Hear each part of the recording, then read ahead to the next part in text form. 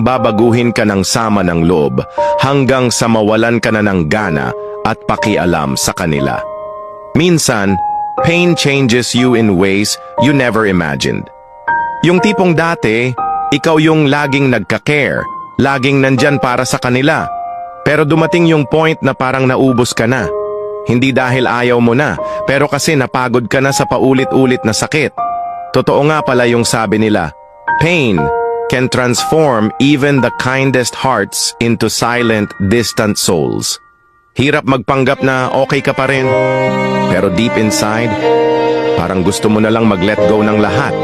Hindi mo naramdam ang dating excitement na ibigay ang buong sarili para sa iba.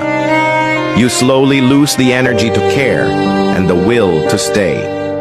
It's not about being selfish. It's about protecting what little peace is left in you. Kung minsan, ang paglayo ay hindi dahil galit ka. It's simply because you're choosing yourself for once. Sa dulo, you realize that walking away doesn't mean you love them any less. Mahal mo pa rin sila, pero mas mahal mo na ngayon ang sarili mo. Ang sakit ay hindi para manatili sa puso.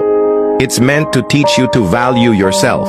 At kung sino man ang tunay na nagmamahal sa'yo, they will understand why you needed to let go. Remember, it's okay to choose you.